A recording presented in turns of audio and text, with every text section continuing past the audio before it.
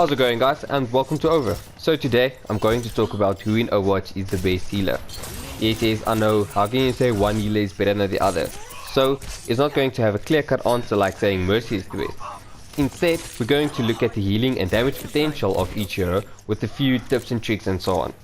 Symmetra and Brigitte, Euro 27 will not be discussed as they aren't dedicated healers, but they just give some armor and shields on some occasions. First up is our Egyptian grandma. Anna always looks like an easy target, like you would be able to ruin a day until she starts using a bag of tricks and turns the tables on you. She does an astounding amount of healing and damage for support hero, with her barbaric rifle doing 70 damage and 75 healing depending on your target. And unlike other support heroes, she doesn't have increased damage for headshot. She does indeed do damage to enemy turrets, but you cannot heal enemy turrets if you haven't figured that one out yet. A rifle projectile travels at 90 meters per second when shooting from the hip, but is a heat scan shot when you use the scope. Anna's sleep dot is probably the most loved and hated ability in the game. She can use this to sleep an enemy for 5.5 seconds. Once you've slept an enemy, you can almost hear them cursing at you through the ragdoll on the ground.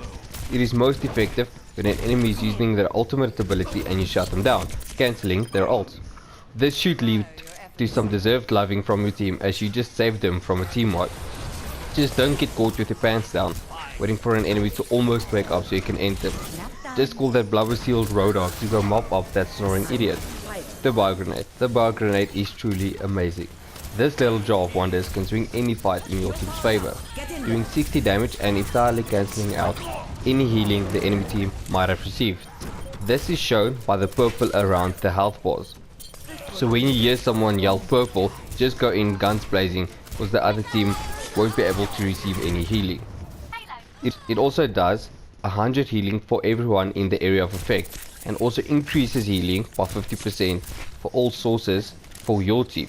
This is shown by the golden orange color around the health bars. This little jar is probably Zenyatta's greatest sphere next to a good Tracer or Genji, because it can turn his Transcendence into a useless floating light bulb. Anna's last ability is her Nano Boost, which is a heat scan ability, making any character highly overpowered, allowing them to do 50% more damage while also receiving 50% less damage. This is often used with soldiers' Visor, Dragon Blade or Death Blaster. So when you see anyone more blue than usual, it's because Anna made them into Murder Smith, so just run and hide. Next up is Lucio, the support hero with my favorite passive ability in the game, namely wall riding. Yeah, I know Genji has double jump and whatnot, but wall riding is better. Apologies to all Genji mains who starting to foam from their mouth, but Lucio has better mobility, it has to be said. Lucio is probably the most fun support hero to play because you can bow and weave through enemies and turn them into little salty corpses after every map loop and failed attempt to kill you, before you disappear behind a wall and come back full health ready for another round of harassing. Lucio does 20 damage per projectile, shooting 4 projectiles at a time, and also has headshots, potentially doing 120 damage. This is enough damage to bully the majority of the character roster, including tanks, because of his mobility that makes him really hard to kill. Just be careful for Winston, because he doesn't have to aim, making all your wall riding pretty ineffective. Soundwave is the next ability, doing 25 damage and pushes the enemy backwards. It is used mostly for the soul-crushing environmental kills that Lucio mains are known for, always trying to catch you with on Lijiang Tower Gardens, thinking it's funny to watch you helplessly and has the nerve to wave at you as you look on in despair. Now for the healing, which is measured per second. Lucio does 16.25 healing on allies and 12 healing on himself, with an aura radius of 10 meters.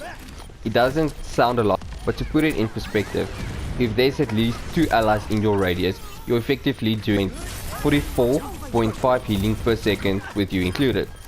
It does not however benefit allies behind enemy barriers, but once someone on your team are behind enemy barriers, they might be dead already, so don't worry. Amp It Up increases this healing ability up to 46 healing on allies and 35 healing on himself. This however only lasts for 3 seconds. So be sure to use it in those butt clenching moments.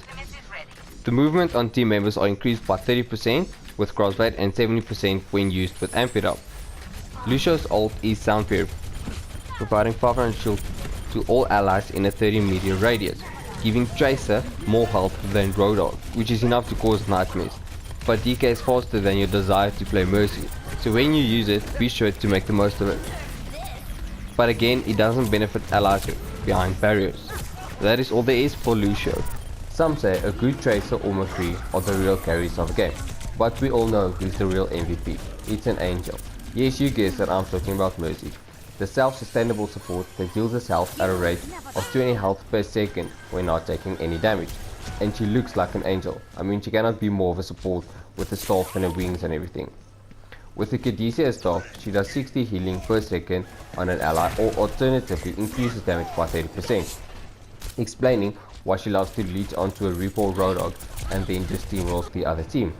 Mercy Mains also loves to follow O.V.R.R around, making a pharmacy combo and annoy everyone. Her staff has a reach of 15 meters, keeping her at a safe distance, which is vital in all situations. Because when you die, your team is probably going to be manhandled and you can all meet up again at the spawn room. In emergency cases, she can use a Caduceus pistol, the least threatening pistol in any game ever, but still does 20 damage per shot, meaning you can kill a variety of squishies in a matter of seconds.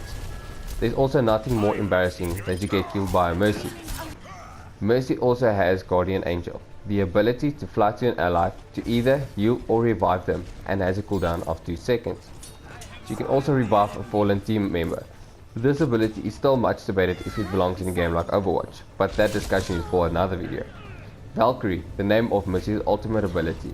This gives her the ability to fly for an extended duration and change her healing or damage to multiple allies at the same time, if they are in reach. It's at this very moment that the other team should probably think about keeping the distance or end up feeding enemy ultimates. And you don't want that. On to our recently added scientist. Moira has a great balance between DPS and support, which was in dire need, because killing is more fun than healing. This is why there is a need healing voice command and not need another tank or DPS voice command. Moira does 50 damage and 30 self healing per second when she's training someone for to live, making her a death sentence when you go toe to toe with her, unless you have burst damage like Junkrat 2 or Soldier. Then you might have a chance to burn through her self healing. Moira does 80 healing per second with a residual 16 healing for 3 seconds at a range of 15 meters, the same as Mercy. The healing does however run out quickly, like really quickly, and takes 45 seconds to refill, unless you use your body grasp on an overextending Genji or Tracer to refill it in 9 seconds. Now for those pesky orbs that she always throws your way just as you think you might have a chance to survive and regain your health back, but no, it will follow you slowly and ruin your kill streak. A purple Bardic Orb does 50 damage per second with a max damage of 200, while the healing orb does 75 healing per second with a max healing of 300. So when in doubt, use the yellow orb to babysit your team. It's always fun to see one of your teammates run off to those orbs to get more health. Moira also has Fate. This ability is used to either escape a bad situation or make one for someone else. Now for Moira's ult, Coalescing, the ult that almost never seems to kill anyone, but still scares away everyone and is just generally annoying to have a get blasted in your face and distort your vision. I'm beginning to think that's what it's really for. Coalescence only does 70 damage per second, which is 20 damage more than a regular attack, and that sucks. But it does 140 healing per second and 50 self healing per second, making your team almost unkillable for the duration, and that's where the magic lies. After all, she is a support hero, and it makes sense that her ult is more healing orientated than damage. While you're using Coalescence, your other abilities are disabled, so be careful not to get caught off guard with a self-destruct or high limb, or basically any ult could still kill you. And for our last support hero, Zenyatta, the slowest moving support in the game, moving at the same pace as a crippled turtle, but can be as dangerous as a Terminator. Get it? Because they're both robots? You got it. Weird combination, but it works. Well done, Blizzard. Zenyatta has 150 shield and 50 health. In case you didn't know, shield regenerates back over time. Zen does 46 damage per orb with increased damage for headshots. Zen has Orb Volley, the ability to charge 5 of his orb and then unleashing them to get some free spam kills, doing a maximum damage of 230. This ability is great for getting rid of stationary targets like torp turrets or bastions. With the Orb of Harmony, Zen can heal a single target at a rate of 30 healing per second with a max range of 40 meters. Just a quick tip, the duration lasts only 3 seconds if the target is out of sight. Zen has a second ability, the Orb of Discord. This ability amplifies damage received by 30% on a single target, and is a big counter on all tanks since they have such a big hitbox and rely under massive health pools. The same principle applies, so a Discord Orb only lasts for 3 seconds once the enemy is out of sight. Zenyatta is usually a good pair up for tanks since he is an easy target for Chase or Genji because of his limited movement, and a tank can protect him while he heals them. If you get singled out by Chase or Genji, try and back up against the wall so you can't be attacked from behind, and keep firing at them as you have a lot of ammo per reload and will probably win or lose the fight before you run out of orbs. And now for Zen's ultimate, Transcendence. Transcendence is probably the coolest looking ultimate in the game and one of the strongest. Transcendence does 300 healing per second on all allies in a 10 meter radius, while also making him invulnerable to any attack. This ability is most effective against Dragon Blade and Earthshatter. However, be careful for McCree's High Noon since he can still kill almost everyone else and are easy targets because they would be grouped up next to you. As I said at the beginning of this video, it is not possible to prize anyone the best healer, but here they are in order of who can do the most healing. And one last tip is to protect your healers. No one wants to play a healer to get killed again and again. Not protecting them is basically throwing the game. This is all for this video, hope you enjoyed it and thanks for watching.